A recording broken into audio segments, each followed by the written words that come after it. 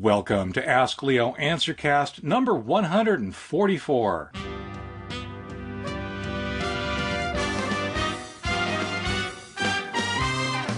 I'm Leo Notenboom, and I'll be answering questions that people have been asking out at AskLeo.com.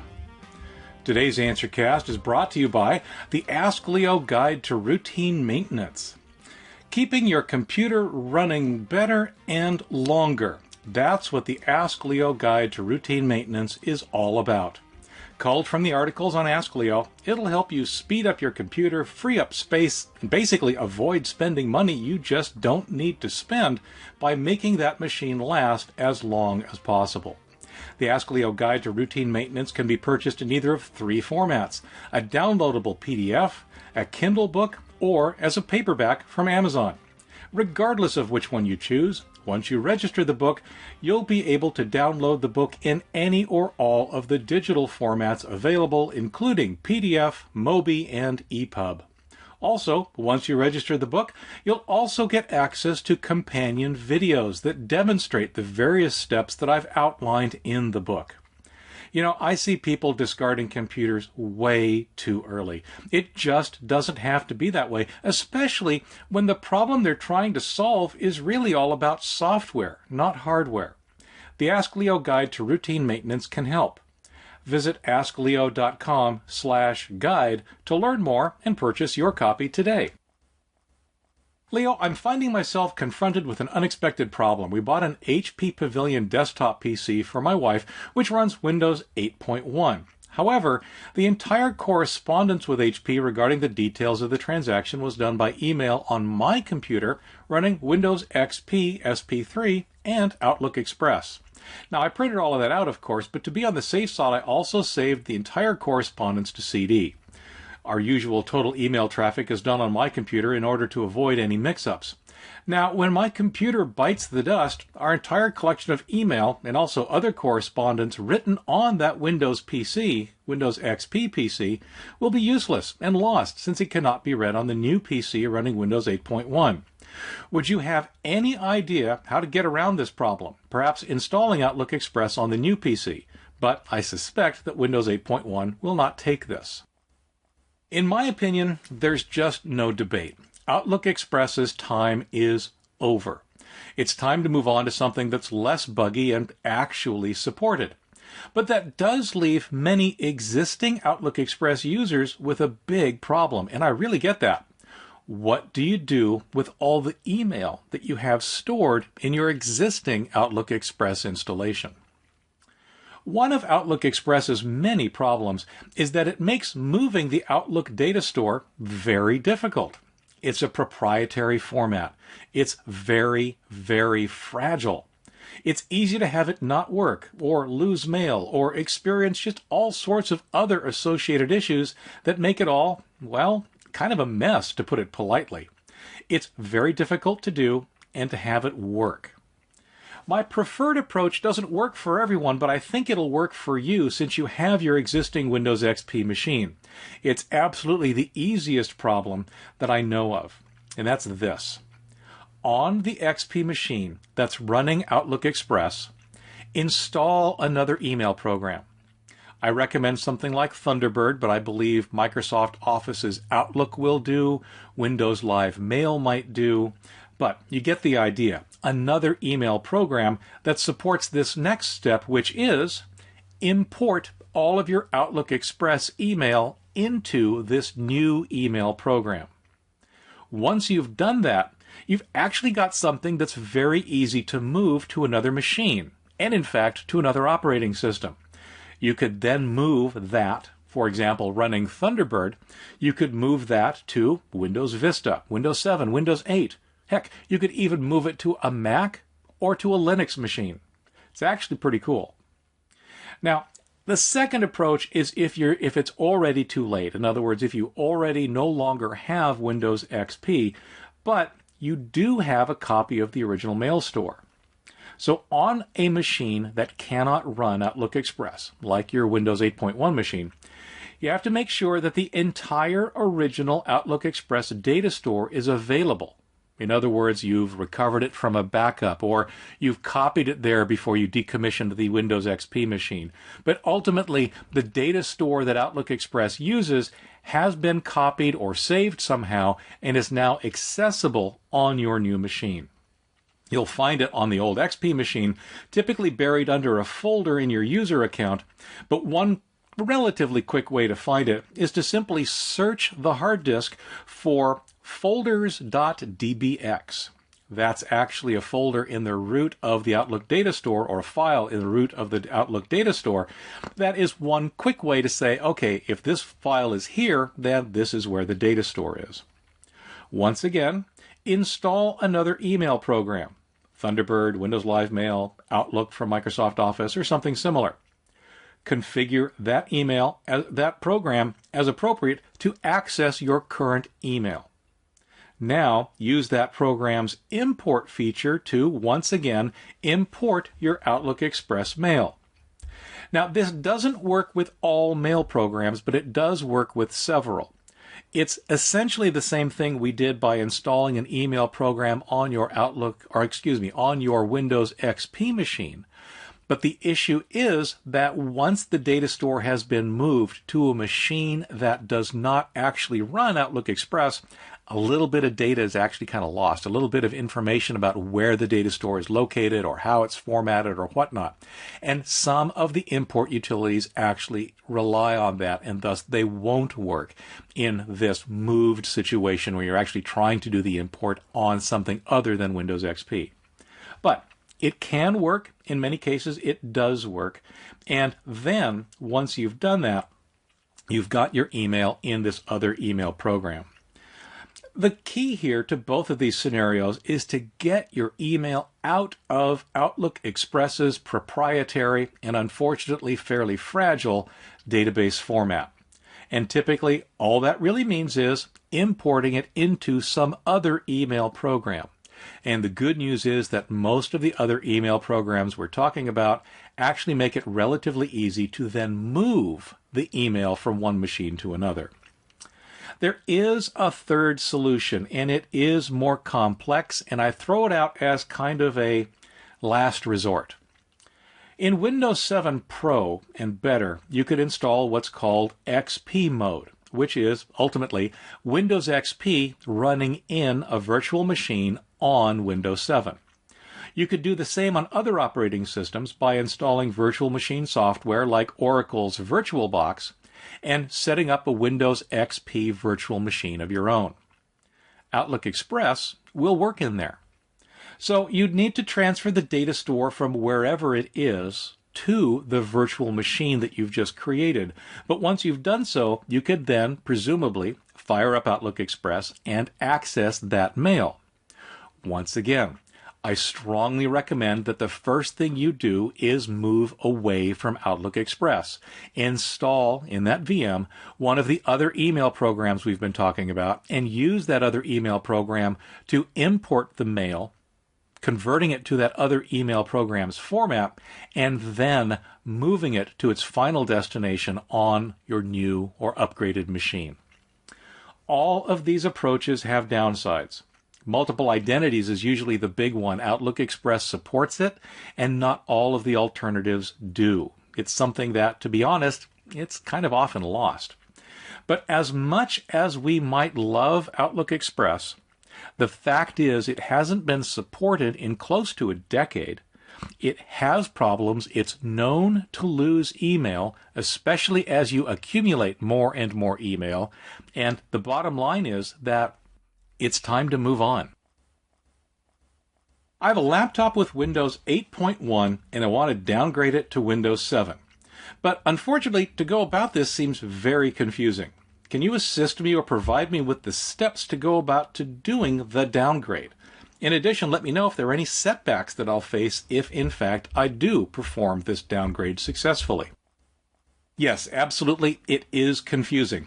Now, I'm going to start by trying to talk you out of doing it at all. In my mind, there is almost never a reason to downgrade from Windows 8 or 8.1 to Windows 7. But, knowing that sometimes there simply are, I'll tell you how. Now, I want to be clear about one thing. Windows 7 is a fine operating system. Folks that are running Windows 7 and are happy with Windows 7 actually don't have a reason to upgrade, in my opinion. It's good, it's solid, and it works. Windows 8 is also a fine operating system. Folks that are running Windows 8 also, in my opinion, have little reason to downgrade. Like Windows 7, it's good, it's solid, and it works. In fact, I'm using it right now. The problem is that everyone gets all wrapped around the axle with Windows 8's start screen and the lack of a traditional start menu.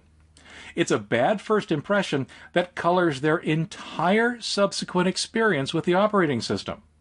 It's really unfortunate because it's so easily fixed, and once you fix it, most of the time you'd actually have a hard time realizing that you weren't running Windows 7. The fix is easy. Install Classic Shell, or any of the other start menu replacements. There's a bunch of them. It's what I do.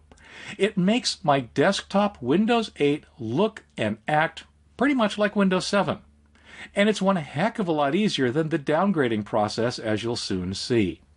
So, Classic Shell is what I recommend you give a try before you insist on downgrading from Windows 8 to Windows 7. One of the other complaints I often hear is that Microsoft should have done this, or they shouldn't have done that. You know what? Fine. I'm not even going to argue with it. Whatever they should or shouldn't have done with Windows 8, this is what they did. There are signs that they're in the process of rethinking some of those decisions and perhaps adding a more traditional start menu. But regardless of what they did, or regardless of why they did it, and regardless of what they're going to do in the future, this is what you have today. A machine with Windows 8 on it. Reverting to Windows 7 simply because you don't like the start menu is like returning your new car because you don't like the presets on the radio. The presets are easily changed, and the start menu is easily returned. What's not so easy is downgrading to Windows 7. I promised you the steps, and here they are. Step 1, back up your machine completely. I recommend an image backup to make sure you don't miss anything. Step 2, install Windows 7 from scratch. That means basically reformat, reinstall, and you end up with a machine that has a brand new installation of Windows 7. Step 3, install all of your applications from scratch. And yep, that means you'll need your installation disks or downloads for all of the applications you care about because you will, in fact, be setting them up one at a time. Finally, step 4, restore your data from the backup or wherever else you have it, wherever else you have convenient copies. The point here to this process is that there is no such thing as a downgrade. There is no easy way to simply turn Windows 8 into Windows 7. What you do instead is you replace Windows 8 with Windows 7 by performing a completely clean install of Windows 7. This is nothing new. Operating system upgrades have never been reversible, in the sense that you've never been able to downgrade from, say, Windows Vista to Windows XP. The only way to do that was to reinstall XP from scratch. The same is true here. My belief is that perhaps by making Windows 8 behave a little bit more like Windows 7, using Classic Shell or similar tools, that might now seem like a much more viable alternative than reformatting your machine and starting over from scratch. Leo, with all due respect, is it illegal, irresponsible, unethical, immoral, or fattening to not click on the Show Images button in email? I mean, we don't mind your smiling face, but I'm just saying. You know, it's totally up to you. It really is. Let's review what happens, though, when you do, or do not, click on a Show Images option in an email. When you click on Show Images, or just generally allow images to be shown in an email, that causes remote images to be fetched from the internet. So, great, what are remote images? There are two ways to actually put an image or a picture into a rich formatted email message. The first is to actually include all of the data for the entire image in the email itself. When the email is displayed, the image is right there already on your computer as part of that email, and it's displayed right there. The other approach is instead to include a link to that image in the email, much like a web page might do. When the email is displayed, the email program then uses that link, a URL, to locate and get the image from a server out on the internet, and then displays it. Exactly, like I said, like it would display an image on a web page. That's a remote image. It's not fetched until it's displayed. Attachments don't count, by the way. They're with the email, but they're not displayed in the message body. They're usually displayed at the bottom or as icons. Remote images actually allow emails to be much smaller, since the email itself doesn't need to carry all of the data for the image with it. But there's another reason. When your email program fetches an image for an email, that action can be detected. It allows the sender to determine that the email was opened, since the image was fetched in order to be displayed.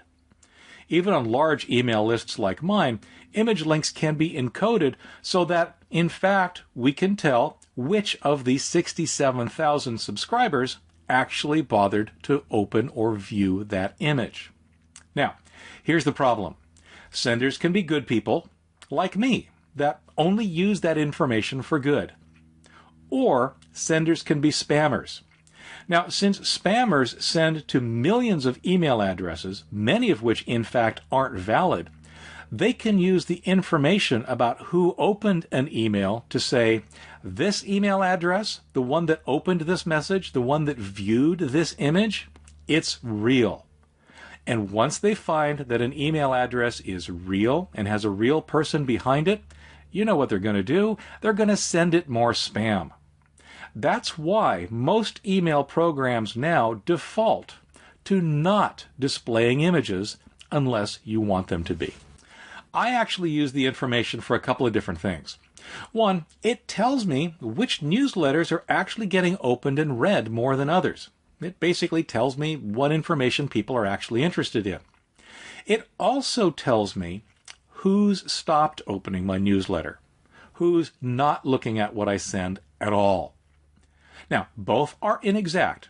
Since not everyone views images, the data that I get is not 100% accurate. There is no 100% accurate way to determine whether an email message has been opened or read. But in a case like mine, where I'm sending out to 67,000 people, it's really good for spotting trends over time. And it's good for my annual cleanup. So the only risk you run by not viewing images, besides perhaps not seeing a pretty picture, is getting unsubscribed.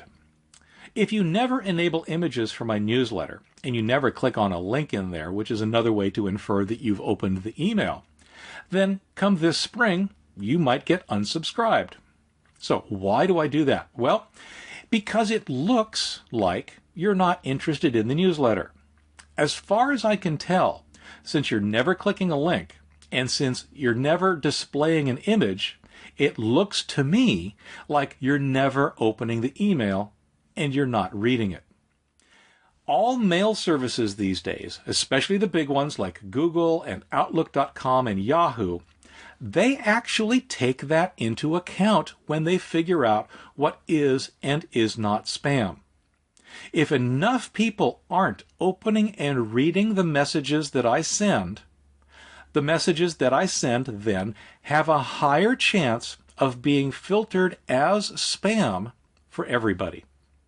So, every spring, I basically unsubscribe everybody that appears to have lost interest, so that those that are interested stand a better chance of getting the newsletter. Other newsletters do this as well.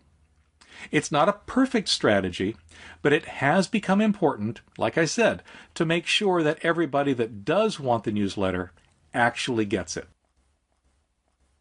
Hi Leo. A little less than 2 years ago, I bought a new Acer Aspire laptop with Windows 7 Home Premium with a 320 gigabyte hard drive. I currently back up weekly to a DVD, and it shows currently 1,120 files are backed up. When I bought this laptop, they included a Mookie TIP230SU-BK external hard drive that plugs into a USB port. The info on the box says it's compatible with any 2.5-inch SATA hard drive.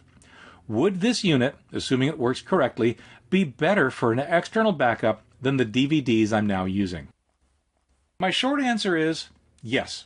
I now always recommend using an external drive over backing up to DVD for an assortment of reasons. But first, we really need to figure out just exactly what it is you have. I looked up that Mookie device you'd mentioned, and it turns out it's an external drive enclosure. What that means is that when originally sold, it doesn't include a hard drive. It's just a box that you would put a hard drive into. That's why it says compatible with any 2.5-inch SATA hard drive, because that's the type of hard drive you would purchase and you would put into that box. Now, I find it really odd that an empty external enclosure would be included with a new laptop purchase. My suspicion is that there's actually a hard drive already in it. We just don't know what kind or how big. So, plug it in.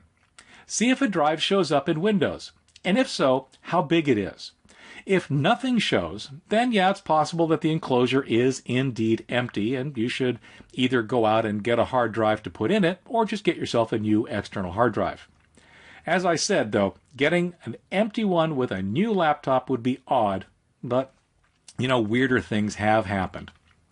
Assuming, as I suspect, that it does indeed have a drive in it, then yeah, I'd start backing up to it. There are various approaches, and to be honest, I'm not sure what technique you're using right now. I'll just summarize that my recommendation is a full image backup once a month, incremental backups daily using a program like Macrium Reflect.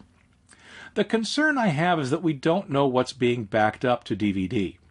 DVDs don't really hold a lot anymore, so the one thing we do know is that you're not backing up your entire system. That would take a lot of DVDs, and is my biggest reason for recommending an external drive. By backing up a system image, you're backing up everything, and you're protected from almost anything that can go wrong. I recognize the problem that spam is to email recipients, but I have a problem that's almost the opposite of a normal spam question. I put together a website following our 50th high school reunion so my classmates could remember the event and share some memories. I found that when I add content to the site and send emails to my contact list, many of the emails are not getting through to someone on the list because their server sees my message as spam.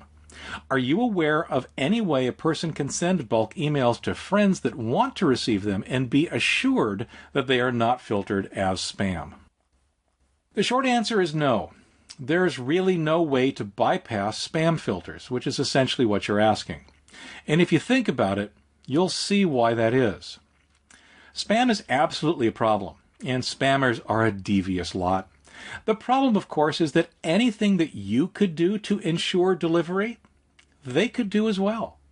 You're not a spammer, and I know that, but spam filters don't. And just saying, I'm not a spammer, is exactly what spammers would say. So there are no hard and fast, do this and it's spam, don't do that and it's not spam kind of rules. Spam detection these days is basically a series of analyses with things that count in your favor and things that do not. Things that do not include sending large numbers of emails at once, or including certain terms in your message, certain URLs, and much, much more. And of course, these vague rules vary from ISP to ISP. So from your perspective, the rules are different for each and every one of your recipients. There are two things that I think are counting against your particular situation and counting against it pretty hard. Fixing them might help. One, you're sending a lot of messages at once. I don't know how many, but from my guess from your description that it's well above 10 and perhaps even in triple digits. That can be considered the mark of a spammer. One solution then, send in groups of less than, say, 10, spread apart over time. Yep, that's a pain. The solution to the next issue will actually solve that one as well, though. The second issue is that you're sending from your home computer. You're sending a large number of emails from your home computer, and that's a mark against you. It's what spam bots and zombie networks do. It's what spammers often do, or make it look like they're doing. Thus, it counts against you. The solution here is not to send it from your home computer and to not send it using a regular, normal email program. For large enough lists, there are a couple of approaches that I really recommend you look at. Mailing services like MailChimp or Aweber are designed specifically to email large numbers of messages. I use Aweber, for example, to send over 67,000 email messages every Tuesday morning. They use different techniques and such to seriously increase the odds that your email will be delivered. They do the sending. You just set things up using their systems. Another approach is to use something like a Yahoo group. While a Yahoo group provides much more functionality than just an email list, it actually does do a pretty good job of providing an email list. The downside, of course, is that your recipients need to have Yahoo accounts to access your group and get the emails. Ultimately, sending large numbers of emails to a large list like this from your home computer is probably the single biggest issue that you're actually facing. Leo, I'm an independent computer tech, and as you advised, I've been advising all of my customers that their XP systems will be risky to run on the internet after Microsoft dropped support for XP in April. However, I just read in Time magazine that 95% of all ATM machines are based on Windows XP.